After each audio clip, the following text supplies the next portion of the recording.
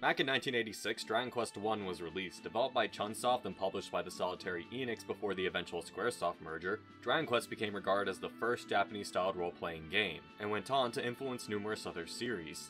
Even if you've never played Dragon Quest, you've likely played something influenced by it.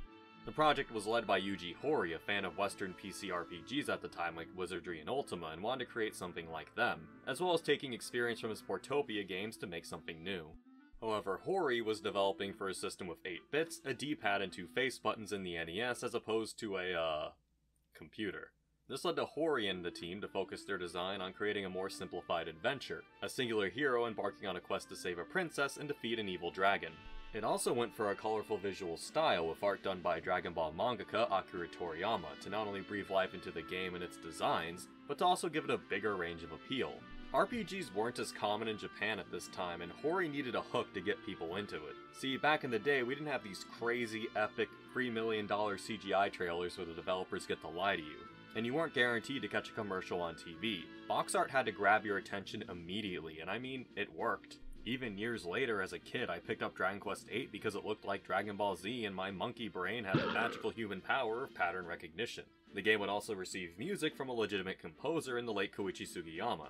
Now this dude said a lot of insane things over the years, none of which I agree with, but I'm bringing him up for the historical importance of this game from almost 40 years ago, getting both a legitimate artist and composer to work on it. This was not a very common thing, and even from this game helped set the standard for art and music design in games going forward, and if anything we can commend the team for aiming to make a good product for the time.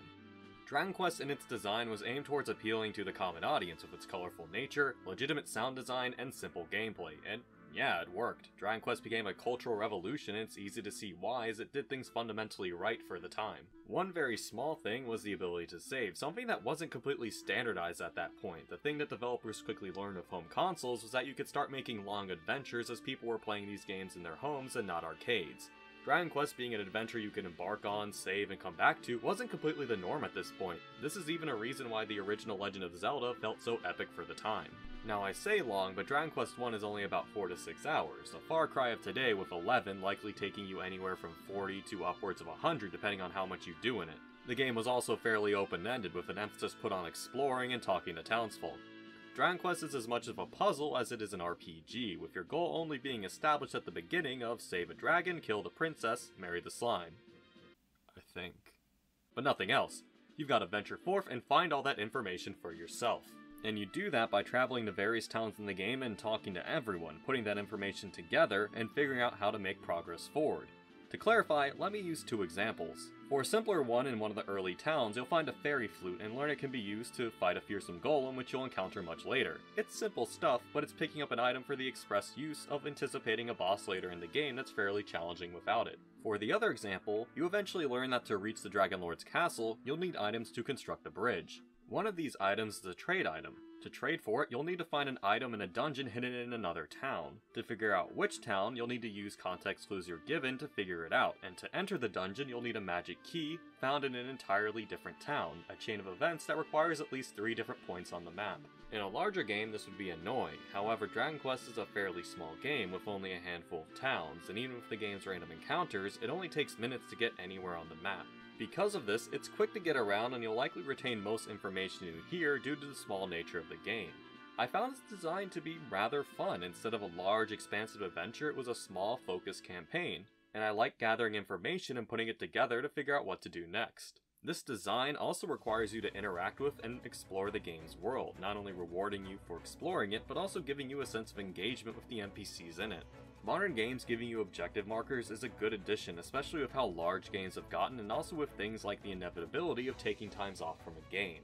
But I also feel like a lot of modern RPGs have had a hard time adjusting, as before, town NPCs used to have a functional use as living signposts, but now a lot of modern RPGs will have townsfolk that say nothing of value since their purpose has been relegated to the UI. So I like how going back to this old game, I came to appreciate how as simple as they are, these NPCs matter. Because of this as well, Dragon Quest is a fairly open-ended game with where you go and what you learn, and people can even do different things at different times. You don't even technically need to save the princess if you don't want to, and embrace the incel Dragon Quest hero route. To bring up Zelda again, like that game, Dragon Quest likely got some verbal traffic from players exchanging information and tips on what to do and where to go.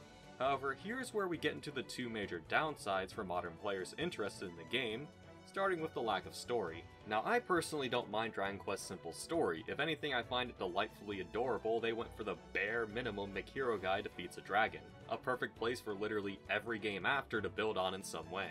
The game is very puzzle and exploration focused with little story. Even the NPCs are largely focused on delivering gameplay information. Because of this, people are into RPGs for their story over gameplay, which is, to be fair, like half the people into RPGs.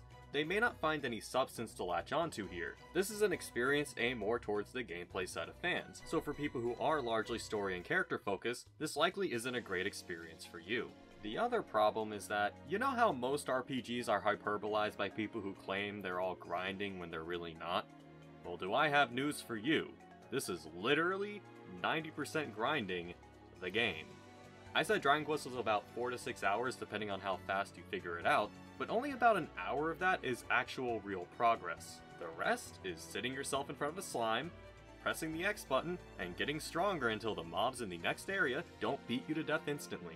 And I do mean instantly, and repeat that for like 4 hours, and then you win. It can definitely be a frustrating design, especially for people who just want to make progress, and it also makes replaying this game not that fun despite its freedom in its design, as the puzzle-centric explorative nature of the game smooths out the grind in your first playthrough, as you're rewarded with new places and pieces to the overall journey. I don't like to judge games based off replayability unless they're specifically aimed at that, so I'm not saying Dragon Quest I is bad because it isn't replayable to me, but instead saying the game's enjoyment to me was based highly off the novelty of its design, and it naturally lacks a lot of substance of the later games that keeps me coming back for more. This is all at least somewhat alleviated by the core design of the gameplay being solid for the game's age. Unlike later games featuring multiple party members and enemies, Dragon Quest I fights are all one-on-one bouts that are decided in only a few moves. This gives the fights a nice speed and sense of snappiness to them in quickly throwing blows back and forth, and when you're focused on traveling, it allows you to blow through them quickly because of it. I also just like the one-on-one feeling, as every fight has this almost duel-like feeling of facing down the enemy alone. The hero is also a jack-of-all-trades character, being physically strong and able to use both healing and offensive magic. All of your upgrades in the game also give you a tangible effect you can perceive immediately. I know it's an overstated phrase to say you really feel like insert concept of the game, but for a 1986 game, you can really feel the strength of this lone hero. The world map theme is also serene and calming to help keep yourself calm when you're grinding for 2 hours. Or when you grind for 2 hours and have the game crash, losing all that time because Square Enix is currently prioritizing selling Cactar NFTs over making functioning ports or making good business decisions, because who needs to make good business decisions when you can just cushion everything with Final Fantasy XIV XD Lamau? If you haven't been able to tell from previous videos, I don't mind grinding much or even archaic design as long as it's justified with an upside I consider to be worth it. For example, in Digimon Next Order, I consider the strength of exploration, progression, and monster raising to be worth what is a punishing difficulty curve. In this game, I found the puzzle design and simplicity to easily justify a first playthrough. I was able to appreciate things that are both different and the same as today. I was also able to appreciate how it had a more open-ended design than the more linear progression Japanese RPGs would become known for. But at the same time, it still maintained that same comfortable battle system. I said it before, but to just reiterate, if you're a gameplay-focused RPG player, you'll have a nice time for your first run, and it'll even be like a nice trip to a museum to see how things have changed or even stayed the same. But if you're more of a story-centric player, you can weigh the costs and benefits of trying it for yourself. But I think most fans of Dragon Quest and Japanese-styled RPG should try it at least once just for the historical significance of the experience. I, for one, only played this game for the first time last year, as I had always wanted to play it, realized I was an adult, could do whatever I want, and finally played it. But for this video, on the replay, it definitely wasn't as much fun as a lot of the novelty had worn off and it lacked the substance of later games. And as much as I'm happy I finally did play it, I likely won't return to it for some time. And as much as I hate self-shilling, I actually recorded this game on my Twitch channel where I occasionally stream games that I want footage for or just in general. Check it out, links in the description. From this point on, I'll cover one of the Dragon Quest games every once in a while in order and hope that once I'm done, it'll all link together nicely. It probably won't, but that's a problem for future Bob, and he'll just have to cope. As always, thank you all for watching, and see you all next time for whatever I think of next. And even feel free to give me ideas in the comments, like someone suggested Mega Man Battle Network last video, and I think I might try to get to that one of these days. As always, I'd love to hear from you guys, but anyway, that's it for now, and take care and see you next time with whatever I think of next.